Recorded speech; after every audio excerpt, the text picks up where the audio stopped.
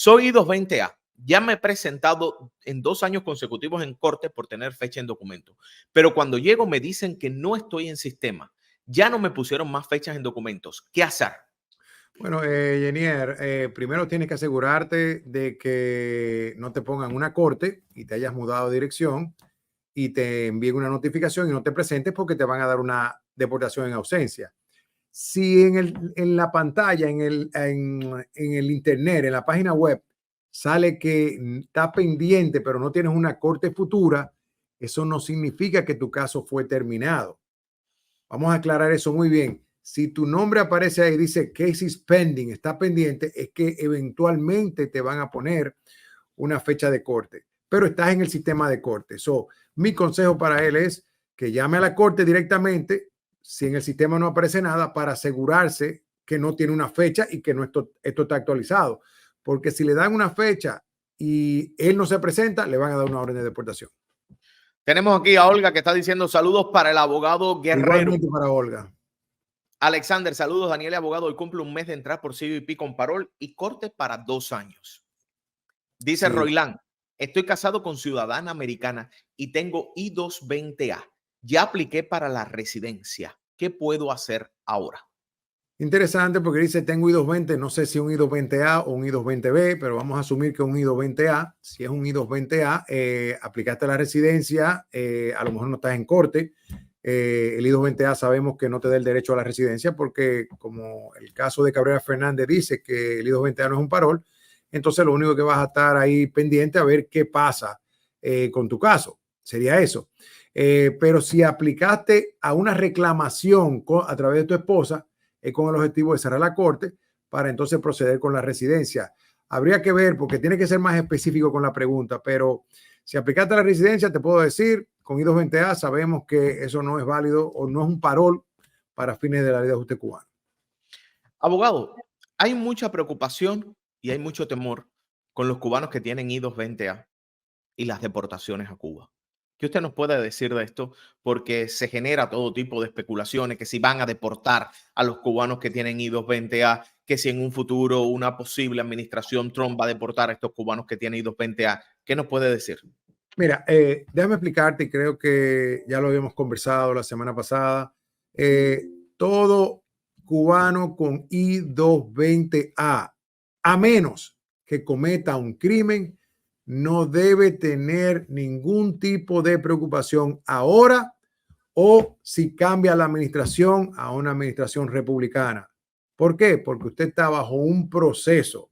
Usted tiene un caso pendiente en la corte y si no lo tiene en la corte, usted aplicó lo más seguro asilo con el Servicio de Inmigración, lo que se llama un asilo afirmativo.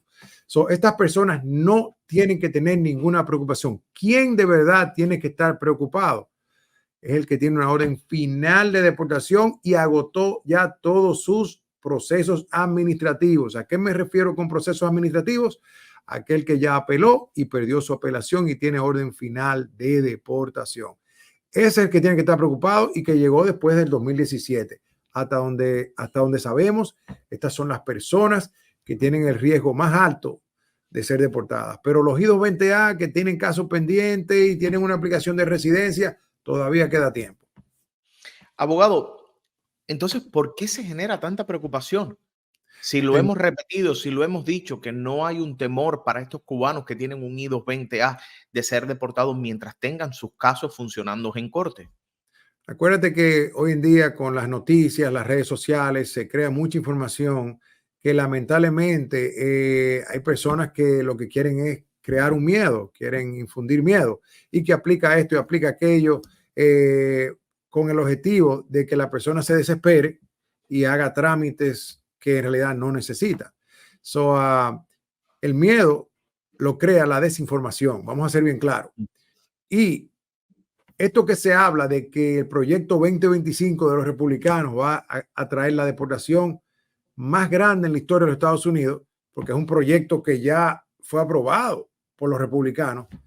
Eso es para personas que están aquí que no tienen ningún tipo de proceso. Entonces se crea toda esta confusión y se vende este miedo con el objetivo de que la persona venga rápido a hacer un trámite, cuando en realidad esto no va a afectar a las personas que tienen un caso pendiente en corte, incluyendo los I-220A. Hoy conversaba con una persona que tiene I-220A. Fue a su primera corte. Le pusieron corte para el 2026. Es una persona que está casado con un ciudadano americano. Esta persona tiene un hijo que es ciudadano americano. Yo le digo, tu proceso, el esposo es ciudadano. Yo le dije, bueno, se puede buscar, es ciudadano y es veterano. Le dije, se puede buscar un parole in place con él siendo un veterano, porque se ha funcionado en el pasado. ¿No es así, abogado? Te estás refiriendo a los familiares directos de miembros de las Fuerzas Armadas que se busca un parole in place. En este caso tiene que estar activo, si no me equivoco, en las Fuerzas Armadas. Habría que ver, no me acuerdo ahora mismo, tendría que hacer un poquito de investigación, pero es algo bueno que tú menciones eso, porque es algo bueno que podemos investigar para ver si se puede buscar un parole in place, porque con un parole in place ya resolvió su problema. Ahora bien, esta persona que le pusieron su corte para el 2026 también tiene que analizar de que si tiene o no un buen asilo, porque el 26 está ahí, aunque uno no lo crea. Tú dices, no, eso está a 4 años, no, son 2 años, y menos 2 años, perdón, año y medio, vamos a decirlo así. A analizar si existe otra vía de cerrar su corte y entonces aplicar a la residencia, porque eventualmente este problema de los I-220A se va a resolver, eventualmente, te lo ¿Usted puedo cree que decir. se va a resolver de manera positiva para los I-220A? Eventualmente, yo no quiero dar fecha, pero sé que se va a resolver o se va a ¿Y resolver en las cortes. por qué usted tiene esa fe? Tengo la fe porque con lo que sabemos cómo trabaja el sistema migratorio del año, te voy a dar un ejemplo fácil, del año 94, cuando comenzó Guantánamo, había muchos cubanos aquí que entraron de manera irregular, ni siquiera entraron con parol. El gobierno después creó este sistema de otorgar parol dentro de los Estados Unidos donde las personas podían aplicar. Y se le otorgaba parol también a las personas que llegaban, ya sea por frontera o por mar. Se quitó en el 2017. Con la cantidad de personas que hay aquí, vamos a hablar específicamente cubanos con I-220A, yo tengo la certeza o se resuelven las cortes o el gobierno toma una posición de dar el beneficio, de dar el parol para que ellos con la ley de ajuste cubano, porque ese es el gran beneficio que tiene la ley de ajuste cubano, puedan obtener su residencia. Dice Felo TV, I-220A, corte pospuesta, le recomendaron pedir un parol basado en que no puede regresar a Cuba, que renuncia a regresar. ¿Eso qué significa? No, lamentablemente el parol sabemos que es discrecionario, se basa en razones humanitarias y que la persona puede representar un beneficio público significativo. Eso de que no puede regresar a Cuba, eso es dentro de tus argumentos. Cuando tú pides un parol, uno de los factores que yo incluyo es, o que se incluye, la condición actual del país de origen. Y como todos sabemos, cuál es la situación actual en Cuba. Eso no es un factor determinante. Mira, yo no puedo regresar a Cuba. Estamos viendo que están haciendo vuelos de deportación y lamentablemente aquí a nadie, no hemos visto todavía a nadie que llegó y lo sentenciaron a 20 años de cárcel, ni mucho menos. Dice José Domínguez, ¿Biden puede darnos un parol a los I-220A? Pero definitivamente, pero claro que sí. Como acaban de anunciar una orden ejecutiva donde le van a dar un parole in place a los esposos de ciudadanos americanos. La respuesta es sí. Y más que Biden, esa es la orden del Departamento de Seguridad Nacional. Y yo diría que más que el I-220A, abogado, porque es importante que entiendan, y usted con la experiencia que tiene, me lo puede explicar mucho mejor. No van a hacer una medida que sea exclusiva para un grupo de, por ejemplo, cubanos. No, no, exacto. No Eso lo no va a creo. existir. Si hacen una medida que sea comprensiva, como por ejemplo estas que aprobaron, que empiezan las aplicaciones a partir de agosto, para los esposos, esposas de ciudadanos americanos, sin importar la nacionalidad.